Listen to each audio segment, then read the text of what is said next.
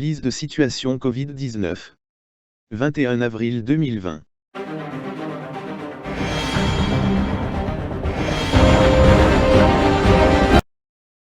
Région européenne.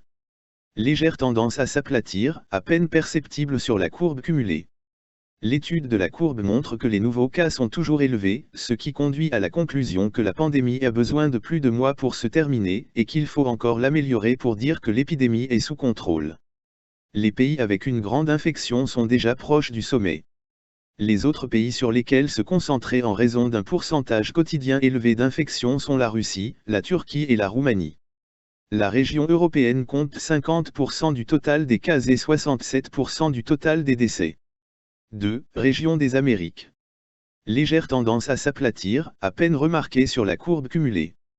Les États-Unis comptent à eux seuls 32% du nombre total de cas et 24% du total des décès. La prochaine saison pour l'Amérique du Sud est l'hiver, ce qui met en garde contre la possibilité d'une propagation plus importante.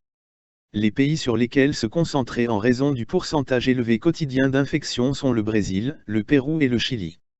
La région des Amériques compte 36% du total des cas et 24% du total des décès. 3. Région de la Méditerranée orientale.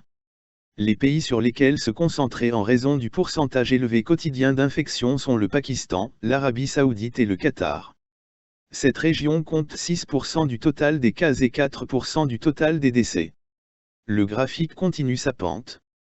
Le taux quotidien de nouveaux cas au Moyen-Orient a augmenté. D'un autre côté, la situation en Iran, qui était autrefois le deuxième pays le plus infecté, s'améliore. 4. Région africaine. Légère tendance à s'aplatir, à peine remarquée sur la courbe cumulée. La prochaine saison pour l'Afrique australe est l'hiver, ce qui peut augmenter la propagation du virus. Outre les problèmes d'infrastructures économiques et sanitaires, l'Afrique peut devenir un point chaud du virus. Les pays sur lesquels se concentrer en raison du pourcentage élevé quotidien d'infections sont l'Afrique du Sud et l'Algérie. Cette région compte 1% du total des cas et 0,4% du total des décès. 5. Région de l'Asie du Sud-Est. Cette région compte peu de pays, ce qui peut réduire la précision de l'analyse. La courbe continue sa tendance, pas de signe d'aplatissement, 1 ou 2 semaines peuvent changer la tendance.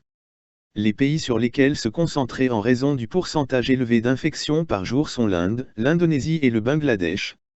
L'Inde compte plus d'1 milliard d'habitants, ce qui la rend très dangereuse en cas de forte propagation du virus. Cette région compte 1% du total des cas et 1% du total des décès. 6. Région du Pacifique occidental. La courbe poursuit sa tendance, aucun signe d'aplatissement. 1 ou 2 semaines peuvent changer la tendance.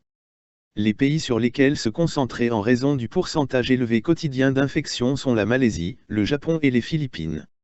D'un autre côté, la Chine et la Corée du Sud ont presque vaincu le virus, l'Australie et la Nouvelle-Zélande s'en sortent bien jusqu'à présent. Cette région compte 6% du total des cas et 4% du total des décès. En général, toutes les régions ont besoin de plusieurs mois pour se débarrasser du virus, ce n'est pas une question de jours ou de semaines. Cette analyse concerne chaque région dans son ensemble. Certains pays de la région peuvent présenter des tendances différentes. Veuillez suivre l'Organisation mondiale de la santé et les autorités sanitaires locales pour votre sécurité. Attendez d'autres vidéos de cette chaîne. D'ici et de là-bas chaîne.